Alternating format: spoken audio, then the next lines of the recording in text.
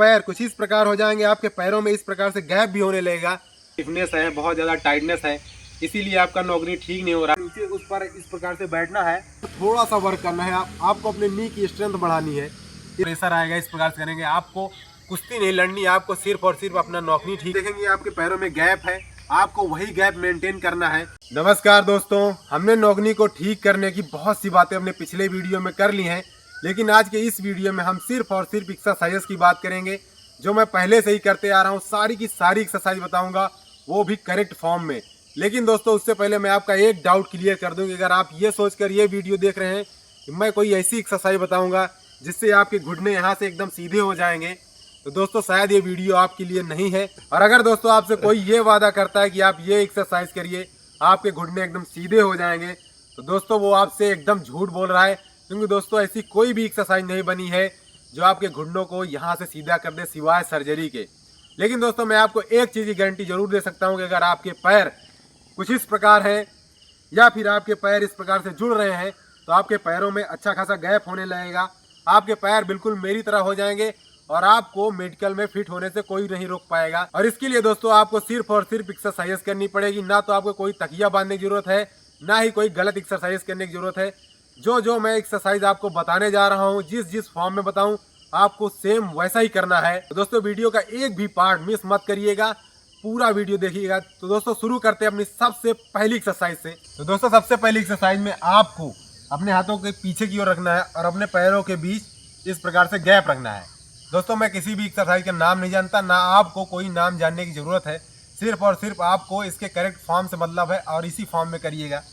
अपने हाथों को इस प्रकार से इतना गैप रखते हुए अपने पैर को इस प्रकार से नीचे की ओर ऐसे प्रेस करना है और अपनी कमर को, आपकी कमर ऐसी नहीं होनी चाहिए कि ऐसे ऐसे कर रहे हैं, आप जब नीचे की ओर जाएंगे धीरे धीरे जाएंगे इस प्रकार से, और अपनी कमर को एकदम सीधा रखने की कोशिश करेंगे इस प्रकार से। एक बार इधर से एक बार इधर से भी, पूरा जितना हो आपका ये वाला पोस्चर एकदम स्ट्रेच होना चाहिए, कमर से लेकर पूरा हिप और पूरा नी इस प्रकार से ज़मीन पर एकदम प्रेस करके पूरा जितना हो सके स्ट्रेच करिए इस प्रकार से। दोस्तों सारा का सारा खेल हमारी हिप की मोबिलिटी और लेग्स की स्ट्रेंथ का है। अब दूसरी एक्सरसाइज करेंगे, आपको अपने पैरों को इस प्रकार से पीछे की ओर खींचना है, अपने हाथों को यहाँ पर फंसाना है। दोस्तों नौकरी को ठीक करने के लिए सबसे बेहतरीन एक्सरसाइज है, बस आपको करेक्ट फॉर्म में करना आना चाहिए।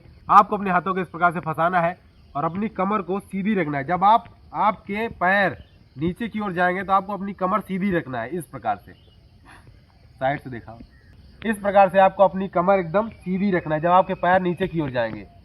जब आपके पैर ऊपर की ओर जाएंगे तो आपको अपनी कमर को थोड़ा सा फोल्ड करना है और आपको अपने घुटने यहाँ पर पूरा एकदम कोहनी के ऊपर तक लाने की कोशिश करनी है और फिर से नीचे, जितना आप नीचे ले जा सकते हैं नीचे, और जितना आप कमर सीधी रखेंगे उतना ही ये नीचे की ओर प्रेस होगा, नीचे पूरा और फिर से ऊपर, नीचे और फिर से ऊपर। आपको फास्ट नहीं करना, आप अभी प्रैक्टिस कर रहे हैं, आपको एकदम जितना हो सके स्ट्रेच करना है, नीचे और फिर से ऊपर की ओर इस प्रकार से।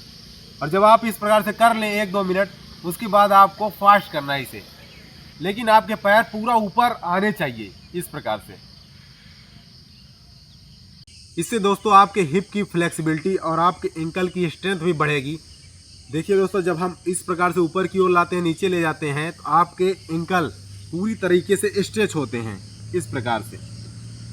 चलिए दोस्तों अब करते हैं तीसरी एक्सरसाइज। तीसरी एक्सरसाइज में दोस्तों आपको अपने हाथों को पीछे की ओर रखना है और अपने नी पर थोड़ा सा वर्क करना है। आपको अपने नी की स्ट्रेंथ बढ़ानी है इस प्रकार से, नीचे की ओर जाएंगे, पूरा टच कराने की कोशिश करनी है और फिर से ऊपर की ओर।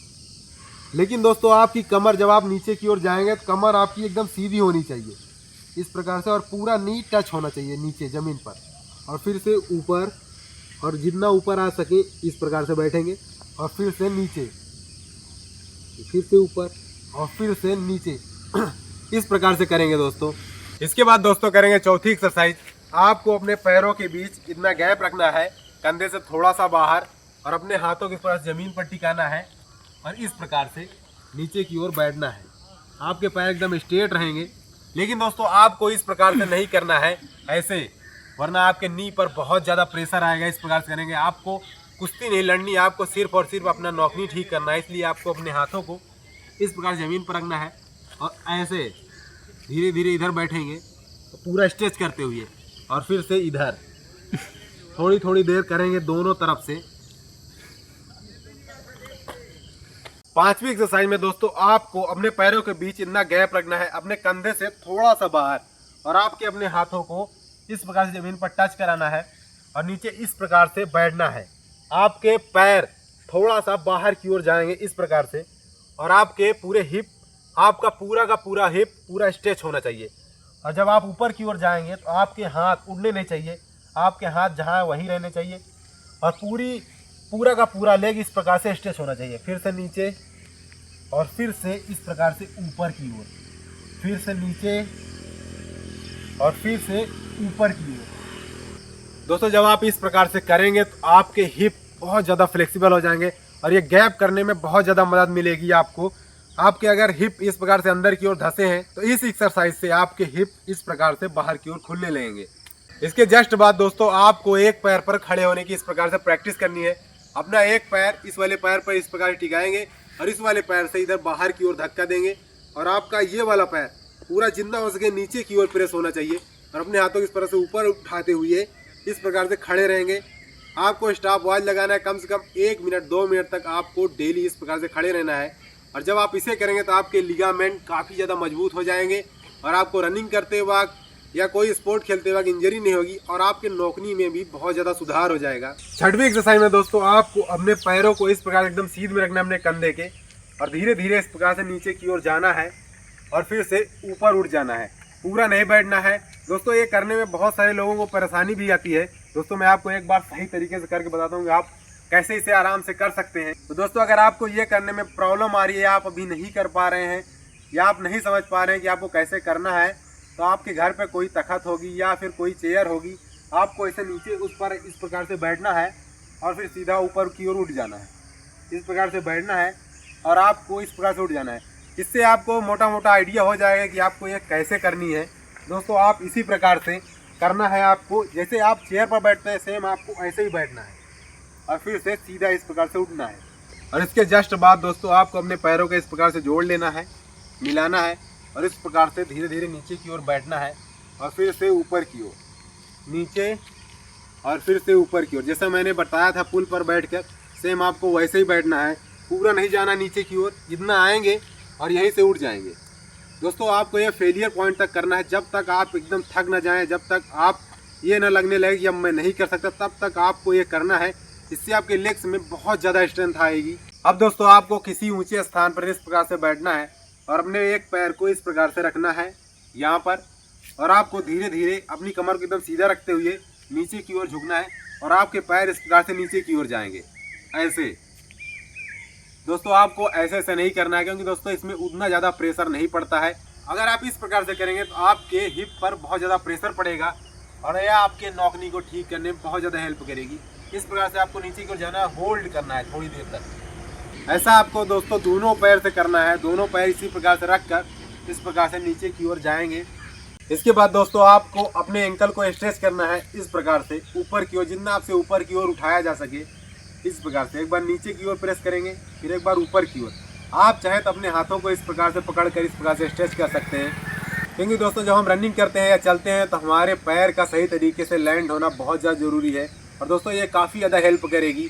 इसके बाद दोस्तों आपको डेली कम से कम 5 मिनट तक इस प्रकार से पद्मासन में बैठने की प्रैक्टिस करनी है डेली। अगर आपके पैर अभी इस प्रकार से नहीं हो रहे हैं तो इसका मतलब आपके पैरों में बहुत ज़्यादा स्टिफनेस है, बहुत ज़्यादा टाइटनेस है, इसीलिए आपका नौकरी ठीक नहीं हो रहा। और दोस्तों जब आप इस प्रकार से बैठने लगेंगे तो आपके लेग्स काफ़ी ज़्यादा फ्लेक्सिबल हो जाएंगे और नौकनी आपका धीरे धीरे ऐसे ही ठीक होने लगेगा। आपको डेली प्रैक्टिस करनी है, अभी नहीं हो रहा धीरे धीरे प्रैक्टिस करेंगे तो होने लगेगा। अगर नहीं हो रहा तो आप एक पैर इस प्रकार से रख कर कुछ दिन तक ट्राई करिए, धीरे धीरे होने लगेगा। और दोस्तों जब आप ये सारी एक्सरसाइज कर लें तब आपको अपने पैरों में गैप करने की प्रैक्टिस करनी है। इस प्रकार से खड़े होना है और आपको अपने पैरों को इस प्रकार आगे झुकाना है, अपने हाथों को इस प्रकार से बीच में डालना है और अपने पैरों को इस प्रकार से पीछे की ओर खींचना है, आगे की ओर और फिर से पीछे की ओर, आगे की ओर और फिर से पीछे की ओर।